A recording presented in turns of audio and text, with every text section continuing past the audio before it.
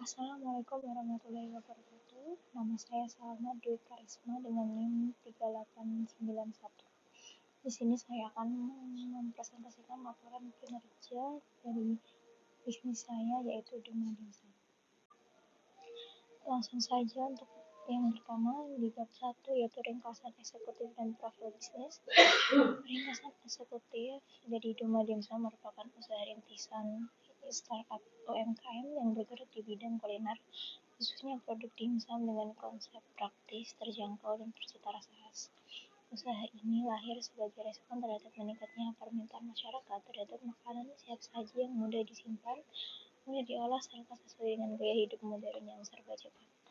Pada tahap awal operasional, Duma Dimsum telah melakukan aktivitas pemasaran digital melalui Instagram, TikTok, dan WhatsApp Business Channel, serta berhasil mencatat transaksi penjualan nyata pada bulan pertama.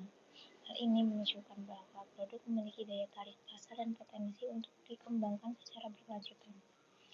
Laporan kinerja bisnis ini disusun untuk mengevaluasi kinerja keuangan, produk, dan strategi pemasaran Duma Dimsum selama awal bulan operasional, sekaligus sebagai dasar penyusunan strategi pengembangan bisnis ke depannya.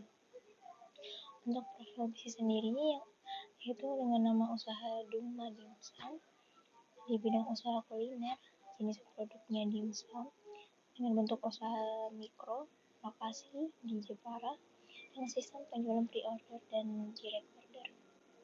Untuk latar belakangnya sendiri, Duma Dimsum merupakan gabungan dari kata dua dan makan, yang memiliki makna filosofis sebagai usaha yang dibangun oleh dua orang dengan tujuan menciptakan pengalaman makan yang sederhana namun bermakna.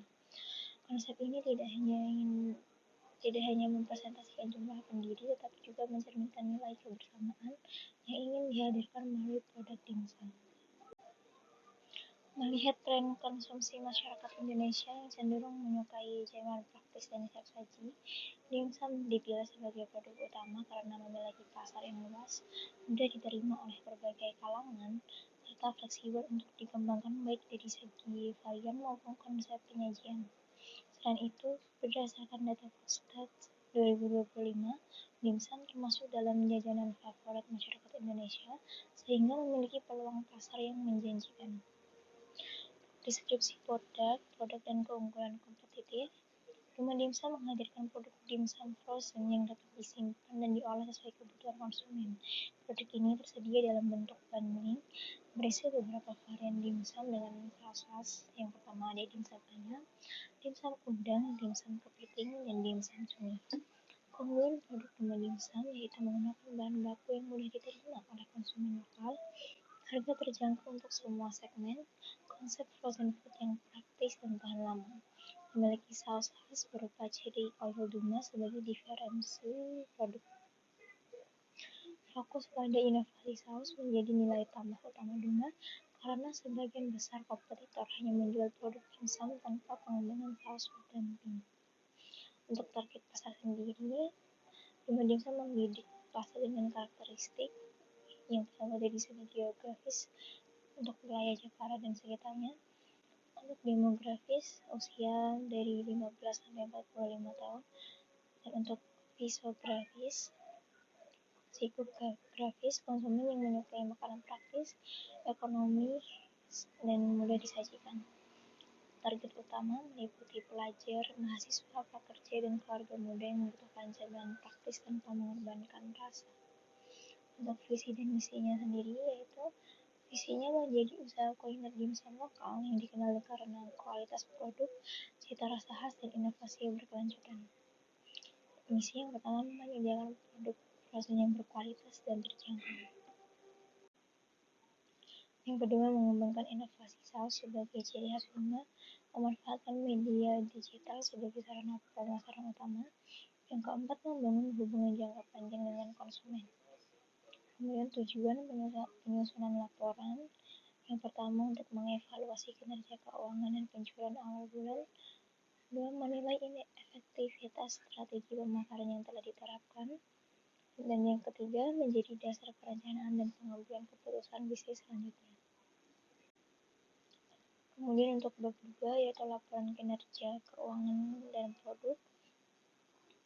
Kinerja penjualan bulan pertama sendiri dimulai tanggal 26 November dilanjutkan tanggal 28 sampai 6 Desember dengan masing-masing terjual mayoritas satu bundling, terjual total 5 bundling dengan jumlah 75.000. Penjualan pada bulan pertama masih bersifat terbatas dengan total penjualan sebanyak 5 pack dan omset 75.000. Seluruh transaksi dilakukan melalui kanal WhatsApp bisnis yang menunjukkan bahwa pendekatan direct selling efektif pada tahap awal usaha. Kemudian untuk analisis tren penjualan terjadi pada beberapa hari tertentu dan belum bersifat konsisten setiap hari. Hal ini menunjukkan bahwa tingkat awareness produk masih rendah dan memerlukan strategi pemasaran yang lebih intensif. Untuk interpretasi kinerja, bisnis berada pada fase market introduction sehingga fluktuasi penjualan merupakan kondisi yang masih wajar.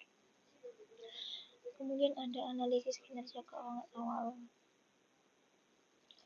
di mana total omset sendiri itu 75.000 dengan estimasi HPP itu totalnya 90.000. Kemudian untuk laba atau ruginya itu minus 15.000. Kerugian pada bulan pertama disebabkan oleh rendahnya volume penjualan dan belum optimalnya distribusi biaya produksi. Namun kondisi ini masih tergolong wajar pada tahap awal pengembangan usaha. Kemudian evaluasi kinerja produk berdasarkan penjualan awal. Berdasarkan hasil evaluasi kinerja produk pada bulan pertama, penjualan dimsum belum mencapai target awal yang ditetapkan. Hal ini disebabkan oleh keterbatasan promosi dan masih rendahnya tingkat awareness konsumen. Namun demikian, realisasi penjualan yang terjadi tanpa adanya iklan berbayar menunjukkan bahwa produk memiliki daya tarik dan diterima oleh pasar. Keberadaan saus chili oil Duma juga berfungsi sebagai diferensiasi produk yang membedakan Duma dari kompetitor, sehingga menjadi modal utama dalam pengembangan usaha ke tahap selanjutnya. Kemudian ada evaluasi kinerja keuangan. Evaluasi kinerja keuangan menunjukkan bahwa usaha masih berada pada tahap kondisi rugi pada bulan pertama. Hal ini disebabkan oleh volume penjualan yang belum mencukupi untuk menutup biaya produksi. Kondisi tersebut masih tergolong wajar pada tahap awal usaha dan menjadi dasar perlunya strategi peningkatan volume penjualan dan efisiensi biaya. Selanjutnya untuk bab 3 yaitu ada audit media sosial Duma Dimsum. Tujuannya dilakukan untuk mengevaluasi efektivitas penggunaan platform digital sebagai sarana promosi, komunikasi, dan pendukung penjualan produk Duma Dimsum pada bulan pertama operasional. Bertujuan untuk menilai peran masing-masing platform media sosial dalam membangun brand awareness, menganalisis kontribusi media sosial terhadap penjualan produk, mengidentifikasi kekuatan dan kelemahan strategi digital yang telah dijalankan, yang terakhir memberikan dasar evaluasi untuk pembangunan strategi pemasaran digital ke depan. Audit dilakukan berdasarkan data aktivitas media sosial, interaksi konsumen, serta hasil penjualan aktual selama 1 bulan awal usaha. Kemudian ada platform media sosial yang digunakan. Yang pertama ada di Instagram dengan akun Duma Dimsum _ fungsinya untuk branding, informasi produk, dan komunikasi visual. Kedua, TikTok dengan akun @duma_2 produksi berbasis video pendek dan peningkatan jangkauan audiens. Yang ketiga, menggunakan WhatsApp bisnis, media komunikasi langsung dan transaksi penjualan. Ketiga, platform tersebut digunakan secara terintegrasi dengan tujuan membangun awareness hingga mendorong terjadinya pembelian. Kemudian aktivitas media sosial bulan pertama yang di Instagram Duma Dimsum itu mengunggah foto produk dimsum, menyampaikan informasi harga dan paket penjualan, mengarahkan calon konsumen ke WhatsApp bisnis. Analisis sendiri, Instagram berperan sebagai digital storefront yang membangun citra profesional dan meningkatkan kepercayaan calon konsumen. Meskipun belum menjadi kanal transaksi langsung, akun ini menjadi titik awal konsumen mengenal brand Duma Dimsum. Selanjutnya yaitu aktivitas TikTok di @duma_. Digunakan untuk mengunggah konten video singkat kreatif, memperkenalkan brand Duma Dimsum pada audiens yang luas. luas. Pada tahap awal, TikTok masih berfungsi sebagai media outlet. Dampaknya terhadap penjualan belum signifikan karena keterbatasan jumlah konten dan konsistensi penggunaan. Namun, platform ini memiliki potensi besar untuk mendukung pengembangan yang dilakukan. Yang selanjutnya di WhatsApp Business digunakan sebagai media komunikasi langsung dengan konsumen, alat utama pemesanan dan konfirmasi pembayaran, sarana pelayanan konsumen. Terbukti sebagai platform paling efektif dalam menghasilkan penjualan karena memberikan interaksi, respon cepat dan rasa aman bagi konsumen. Selanjutnya untuk analisis kontribusi media sosial terhadap penjualan, berdasarkan data penjualan bulan pertama, sebagian besar transaksi berasal dari komunikasi langsung melalui WhatsApp Business. Media sosial berperan sebagai supporting channel yang mendorong minat membeli sebelum konsumen melakukan pemesanan. Bisa dilihat dari tabel 3.1 yaitu kontribusi platform media sosial. Instagram dan TikTok berfungsi sebagai kanal untuk persepsi dan minat konsumen. Sedangkan WhatsApp Business menjadi titik akhir dalam proses pembelian conversion channel. Kemudian 3.5 kelebihan strategi media sosial dengan Dimsum. Beberapa kelebihannya diantaranya sudah memiliki algoritma yang konsisten dengan identitas brand. Kedua, konten visual produk mampu menarik perhatian konsumen. WhatsApp Business efektif sebagai kanal transaksi langsung. Strategi promosi digital mampu menghasilkan penjualan nyata pada bulan pertama. Kekurangannya sendiri yaitu frekuensi unggahan konten masih terbatas, belum ada jadwal konten yang terstruktur, engagement di Instagram dan TikTok masih relatif rendah, belum memanfaatkan fitur promosi berbayar atau kolaborasi. Selanjutnya untuk evaluasi media sosialnya dilakukan dengan membandingkan tujuan awal pemasaran digital dengan hasil yang dicapai pada bulan pertama. Dengan hasil evaluasi, tujuan membangun awareness tercapai, tujuan menghasilkan penjualan tercapai melalui WhatsApp Business, tujuan promosi jangkauan belum optimal. Evaluasi ini menunjukkan bahwa strategi media sosial Dimsum sudah berjalan pada jalur yang tepat, namun masih membutuhkan optimalisasi untuk meningkatkan efektivitas jangka panjang. Kemudian rekomendasi pengembangan berdasarkan hasil audit dan evaluasi, rekomendasi yang dapat diterapkan yaitu menyusun kalender konten mingguan untuk Instagram dan TikTok. Yang kedua, meningkatkan variasi konten, testimoni, proses penyajian dan promo. Mengoptimalkan TikTok sebagai kanal awareness utama, mempertahankan WhatsApp Business sebagai kanal transaksi inti. Yang terakhir, mengembangkan interaksi konsumen untuk meningkatkan loyalitas. Selanjutnya untuk di bab 4 yaitu analisis platform web atau marketplace. Gambaran umumnya dalam total pengembangan usaha Dimsum belum menggunakan website apapun maupun marketplace sebagai kanal utama penjualan. Strategi ini dipilih secara sadar dengan mempertimbangkan skala usaha, efisiensi biaya, dan karakteristik target pasar. Fokus utama penjualan saat ini dilakukan melalui WhatsApp Business dengan dukungan promosi dari Instagram dan TikTok. Pendekatan ini mencerminkan strategi lean business, di mana pelaku usaha memprioritaskan platform yang biaya rendah namun memiliki tingkat konversi yang tinggi. Untuk analisis platform website, Dimsum belum memiliki website resmi. Hal ini disebabkan oleh beberapa pertimbangan seperti skala usaha masih tahap awal, jadi pembuatan pengelolaan website belum menjadi prioritas. Target konsumen lebih aktif menggunakan media sosial dan WhatsApp. Antara yang kemudian analisis platform marketplace, Dimsum belum memanfaatkan marketplace seperti Shopee atau TikTok Shop sebagai kanal penjualan aktif.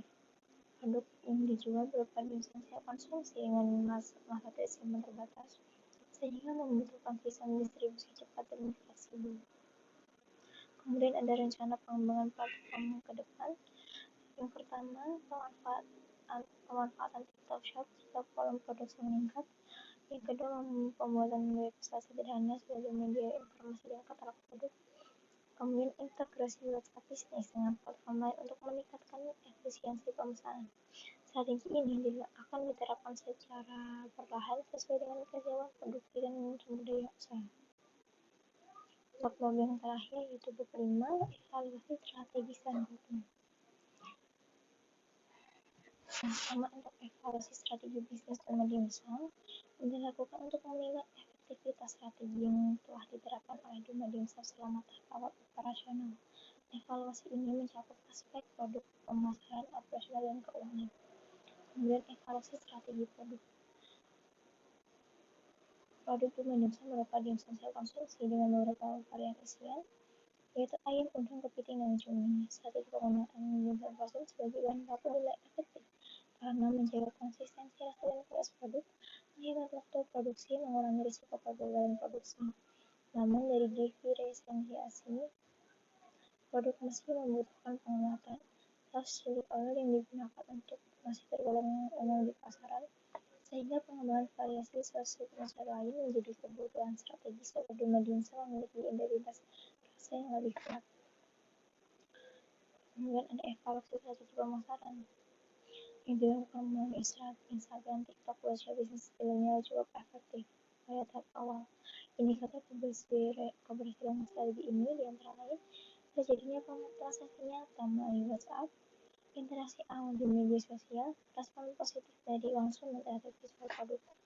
Kelemahan yang masih ditemukan adalah keterbatasan jangkauan pasar dan konsistensi konsep. Nah, karena itu diperlukan perencanaan konten yang lebih terstruktur serta memanfaatkan fitur promosi secara maksimal. Kemudian untuk strategi operasional Duma Dimsum masih dilakukan dalam skala kecil dan fleksibel. Kemudian peralatan sederhana serta sistem produksi logistis pesanan, pre-order, dan ready stock terbatas dinilai mampu menekan biaya operasional. Namun jika volume penjualan meningkat, sistem ini berpotensi mengalami kendala seperti keterbatasan kapasitas produksi dan waktu pelayanan. Nah, karena itu standar operasional prosedur sederhana perlu dimulai disusun. Kemudian ada analisis strategis tentang SWOT, strength, weakness, opportunities, rate, produk praktis, harga jangka pemasaran digital aktif. Untuk kelemahannya diferensiasi cost belum kuat, skala produksi kecil, opportunities dan konsumsi dimsum meningkat, pasar lokal luas, strength, persaingan dan harga ketat, kompetitor mencoba berharga di bawah harga. Duma Dimsum berada pada posisi growth potential di mana peluang pasar lebih besar dibandingkan risiko. Sama strategi diferensiasi dan efisiensi biaya dapat dijalankan dengan baik. Yang terakhir adalah pengembangan usaha Duma Dimsum dalam jangka pendek sendiri untuk 0-3 bulan, yaitu konsistensi produksi dan kualitas produk, optimalisasi Instagram, TikTok, dan WhatsApp bisnis, evaluasi harga jual dan HPP, peningkatan visual pemasaran dan branding. Kemudian untuk jangka menengah 4-6 bulan, pelajaran varian sosial baru, peningkatan kapasitas produksi, penyusunan SOP produksi dan pelayanan, kolaborasi dengan komunitas atau event lokal. Untuk jangka panjangnya 6-12 bulan, ekspansi saluran penjualan TikTok, Shop, atau marketplace lokal, pembuatan website sederhana sebagai katalog produk, mengutamakan penguatan branding sebagai usaha kuliner terpercaya, evaluasi kemungkinan pembukaan booth atau pop-up store. Kemudian ada indikator keberhasilan roadmap dapat diukur melalui peningkatan volume penjualan bulanan, bertambahnya pelanggan repeat order, pertumbuhan akun media sosial, margin keuntungan yang semakin stabil. Demikian presentasi laporan kinerja bisnis saya. Apabila ada salah kata saya ucapkan minta maaf sebesar-besarnya. Wassalamualaikum warahmatullahi wabarakatuh.